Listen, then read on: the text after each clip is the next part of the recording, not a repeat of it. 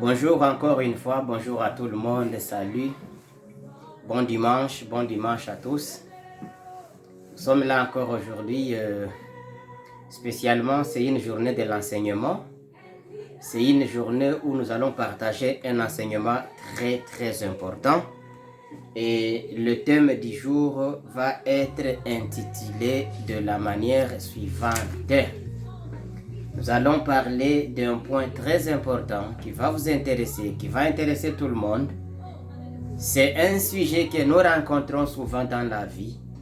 C'est un sujet pour lequel nous avons beaucoup de questions. C'est un sujet pour lequel nous sommes amenés, nous sommes appelés également à vraiment apporter ou bien surmonter le défi. Et c'est quoi le sujet en question? C'est faire face aux défis quotidiens de l'handicap. Comment faire face aux défis quotidiens de l'handicap? C'est ça notre sujet du jour. Et c'est bien connu que dans notre quotidien, peu importe ce que nous sommes, peu importe le rang social, peu importe ce que nous avons, on fait souvent face à des difficultés, d'autant plus que on est en situation d'handicap. Peu importe ce que nous sommes, dans notre vie quotidienne, nous rencontrons des difficultés qui sont liées, qui sont dues à la situation d'handicap que telle ou autre personne peut présenter. Et là, nous sommes soit directement ou indirectement affectés ou bien concernés par cette situation, soit par la famille, soit ou nos amis, et voilà, nous allons être touchés par les difficultés dues à l'handicap, soit par nos amis, membres de famille, nos parents, ainsi de suite. C'est quoi l'handicap en soi? C'est quoi en soi ce que l'on va appeler handicap? On va dire que l'handicap, c'est une limitation qui empêche une personne à pouvoir faire ou ressentir certaines choses. Ça va être une situation, ça va être une limitation qui va empêcher une personne à pouvoir faire ou bien sentir certaines choses. On va prendre l'handicap comme étant un obstacle qui peut être physique ou bien psychique. Et cet obstacle va faire à ce que une personne sera incapable de réaliser, de faire ou de ressentir certaines choses comme d'autres personnes qui ne présentent pas ce genre d'obstacle que l'on va appeler handicap. C'est juste une barrière qui fait à ce que une personne n'arrive pas à faire ou bien à ressentir certaines choses. C'est ça ce qu'on va appeler l'handicap. Elle peut être physique. Cette barrière peut être physique. Elle peut être psychique et fera à ce que la personne va être incapable de ressentir certaines choses. La personne va avoir des limitations à pouvoir exécuter certaines tâches. Et là, de mon côté, moi, cela fait à ce que jamais, encore jamais, je ne dis pas que quelqu'un est handicapé. Moi, de mon côté, je ne dis pas ça. Mais au contraire, je dis que quelqu'un a de l'handicap. En d'autres termes, quelqu'un a un obstacle. En d'autres termes, quelqu'un a une barrière qui fait à ce qu'il n'arrive pas à faire ou à ressentir certaines chose. Et qu'est-ce qui va arriver maintenant? Certaines gens, certaines personnes considèrent que quelqu'un avec un handicap, c'est-à-dire quand on parle de quelqu'un avec un handicap, directement ce qui vient dans l'imagination, c'est quelqu'un sur une chaise roulante. C'est quelqu'un qui se promène avec des béquilles. C'est quelqu'un qui est alité. Mais en réalité, l'handicap, c'est juste un obstacle qui peut être physique ou psychique, faisant obstacle à une personne à ne pas peut-être mieux faire, à ne pas peut-être accéder à, ou bien une barrière qui l'empêcherait à pouvoir ressentir certaines choses. Malgré tout,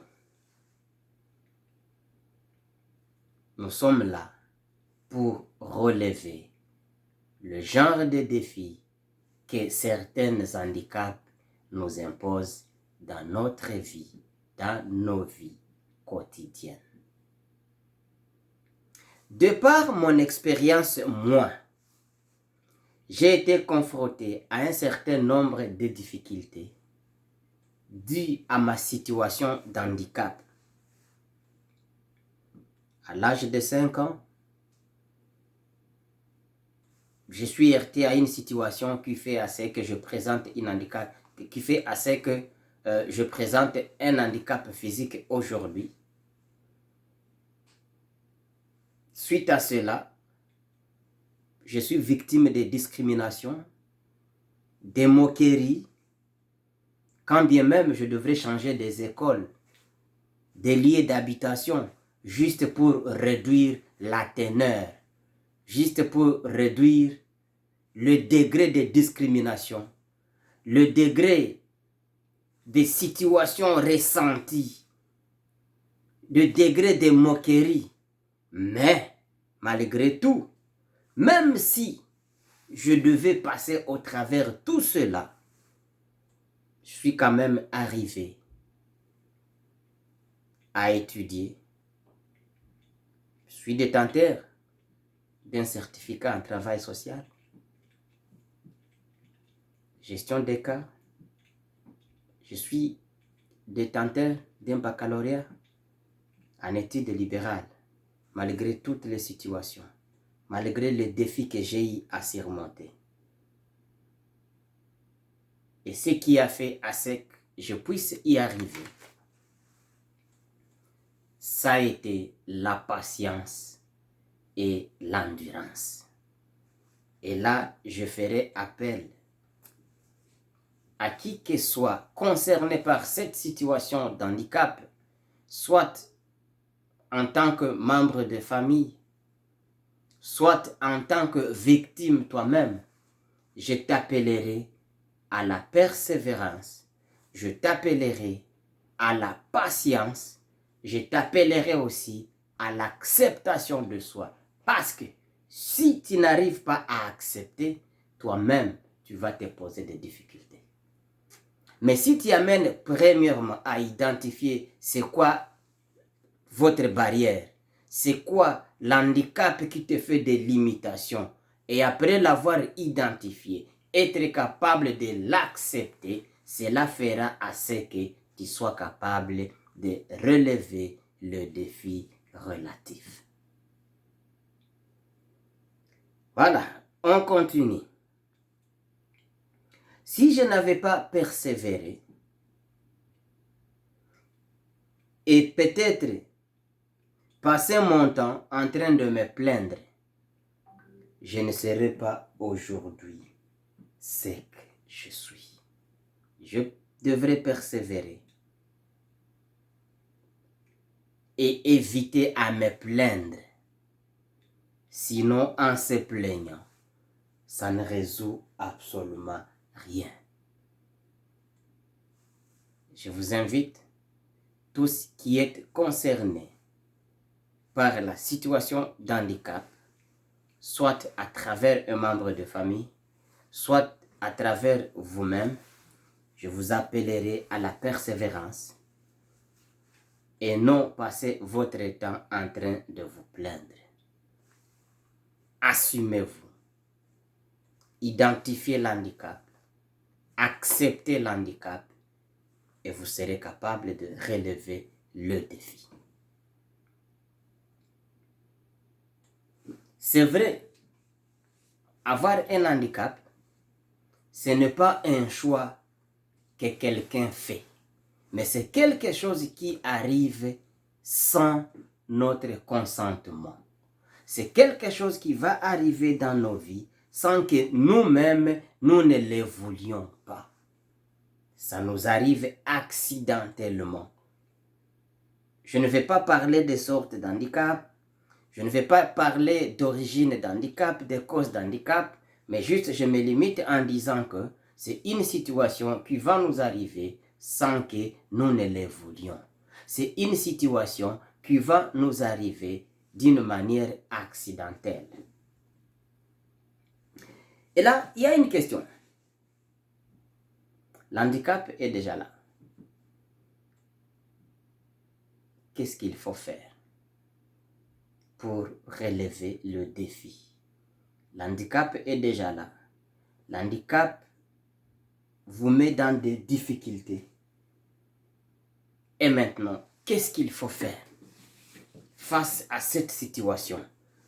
Il faut faire quoi finalement? Voilà, il y a deux choses, il y a deux principes, il y a deux théories parmi lesquelles on peut adopter une et non le deux à la fois. Ici, on peut adopter une attitude réactive. C'est quoi une attitude réactive? Cette attitude, c'est une façon où la personne va considérer comme si c'est de l'injustice pour lui d'avoir l'handicap. La personne va considérer comme si elle a eu la malchance. Et finalement, la personne va passer tout son temps en train de se plaindre. Oui, l'entourage va vous écouter, l'entourage va vous aider, mais ça ne va pas résoudre le problème. Ça ne va pas résoudre le problème en ce sens que le fait de se plaindre, le fait de le considérer comme étant injuste, le fait de le considérer comme étant une malchance, le fait de se plaindre à tout le monde, oui, les gens vont aider, les gens vont apporter leur soutien, mais malgré cela, ça ne va pas changer la condition d'handicap. Ça ne va pas enlever l'handicap pour que tu sois tel que tu pouvais être sans la condition d'handicap. Au contraire, ça va continuer à te déranger, à te ronger aussi longtemps que tu le prends comme une injustice. Aussi longtemps tu le prends comme une malchance. Aussi longtemps tu ne veux pas l'accepter. Aussi longtemps tu prends tout ton temps en train de te plaindre. Ça c'est ce qu'on va appeler une attitude réactive. Et moi, de mon côté, je ne te conseillerais pas d'adopter cette attitude réactive parce que elle va résulter à 3 conséquences. D'abord, il va y avoir la résignation. Tu ne vas pas ou tu n'accepteras jamais. Deuxièmement, ça va résulter à la frustration. Tu vas être frustré à tout moment. Toi qui présentes l'handicap et tu as choisi l'attitude réactive, l'attitude de te plaindre à tout moment, l'attitude de les considérer comme une injustice, l'attitude de les considérer comme une malchance, tu vas être frustré à tout moment. Tu ne vas pas l'accepter. Et la troisième des conséquences, tu auras des difficultés à accepter les sorts. Et c'est par là que tu verras, il y a des gens qui présentent certaines, disons, malformations, certains handicaps, et ils ont tendance à cacher parce qu'ils n'acceptent pas, ils ne veulent pas de ça, ils ne veulent pas que les gens le sachent. Mais même si tu le caches, toi tu sais que la personne devant moi, elle ne réalise pas que je manque un doigt. Oui, mais toi intérieurement, tu sais que tu en manques. Et le fait de le cacher, le fait de faire semblant, au contraire, ça te fait de plus en plus mal. Ça, c'est parce que tu as choisi l'attitude réactive. On peut aussi choisir une attitude proactive.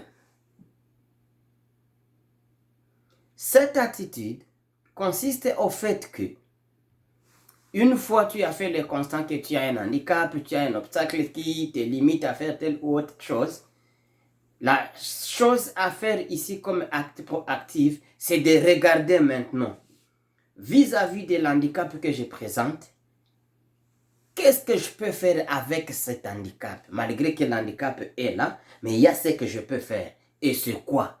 Et automatiquement, tu passes à l'action. C'est pas que parce que l'handicap est là, finalement, tu te laisses par terre. Mais choisis. Qu'est-ce que je peux faire avec cet handicap? Quelles sont les activités qui vont de pair avec l'handicap que moi je présente?